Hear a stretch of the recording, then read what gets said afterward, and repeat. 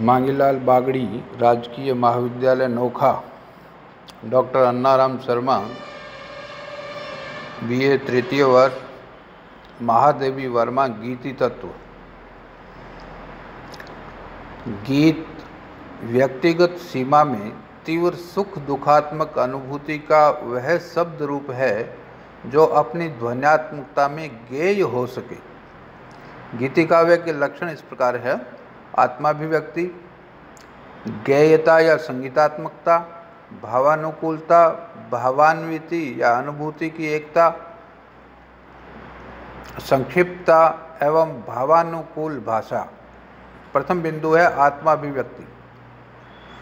महादेवी का करुणापूर्ण व्यक्तित्व उनके गीतों में सफलता के साथ व्यक्त हुआ है।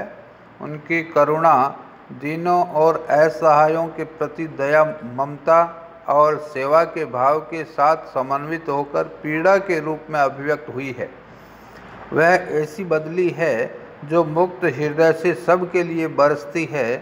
यथा मैं नीर भरी दुख की बदली, विस्तृत नभ का कोई कोना, मेरा न कभी अपना होना, परिचय इतना इतिहास यही, उमड़ी कल थी मिट आज चली।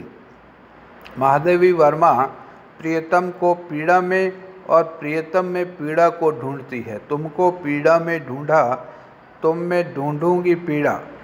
अतृप्ति, अभाव, वेदना और अवसाद जो उनके जीवन में व्याप्त था, काव्य में ढल आया है। उनके अवसाद प्रेरित गीत भी आत्मभाव से आच्छादित है। प्रियतम के साथ अंश और अंशी का संबंध स्थापित करते हुए जब वे उन्हें विधु का बिंब और स्वयं को मुग्धा रश्मि अजान कहती है, तब उनके गीत उनकी साधिका अवस्था को अभिव्यक्ति देते हैं। दूसरा बिंदु है गेयता या संगीतात्मकता। महादेवी के गीतों में काव्य का अर्थ गांभीर्य और संगीत का स्वर माधुर्य संतुलित रूप में समन्वित है।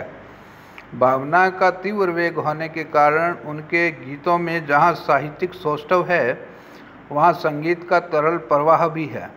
भावों के अनुकूल गीतों की गति और उनका आरोह अवरोह उन्हें संगीतात्मकता प्रदान करता है। यथा मधुर मधुर मेरे दीपक जल, युग युग प्रतिदिन प्रतिक्षण प्रतिपल, प्रियतम का पथ आलोकित कर।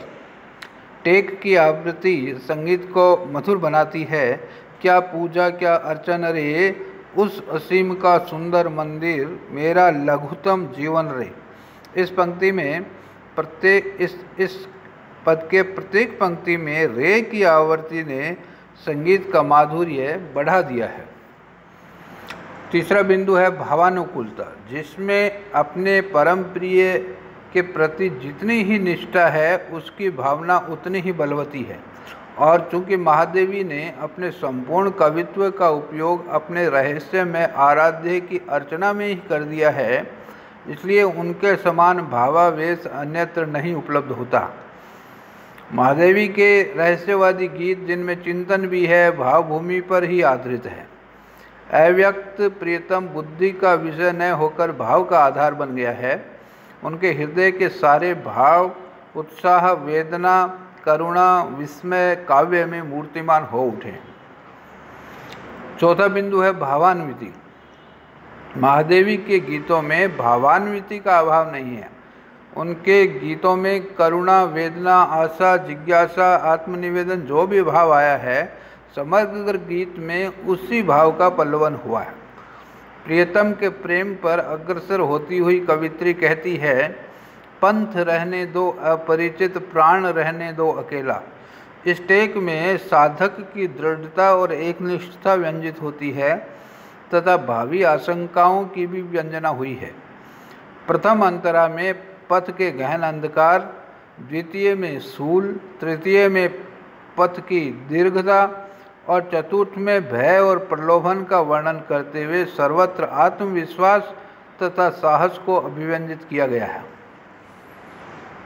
छठा बिंदु है संक्षिप्तता। संक्षिप्तता से गीतों में निहित अनुभूति अखंड और प्रभावपूर्ण रहती है।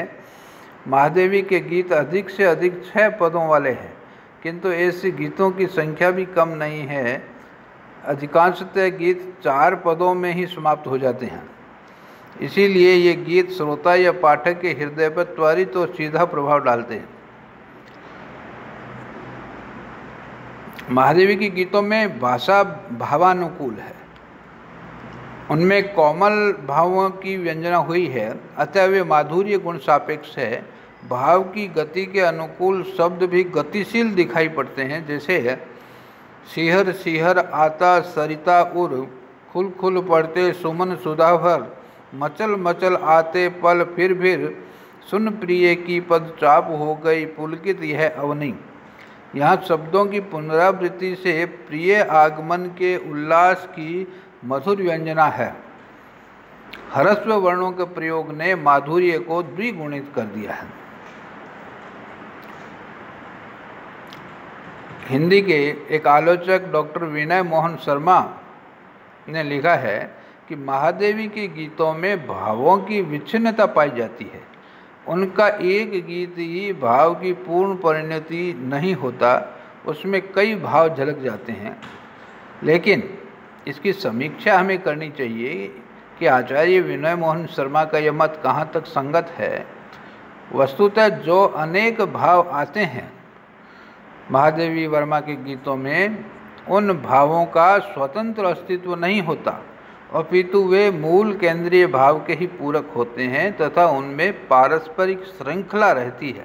इसलिए आचार्य विनय मोहन शर्मा का मत ग्राह्य नहीं है और निष्कर्ष रूप में अपने कह सकते हैं कि महादेवी वर्मा के गीत एक बहुत ही सुंदर और गीति काव्य की तमाम विशेषताओं को लिए हुए हैं। धन्यवाद।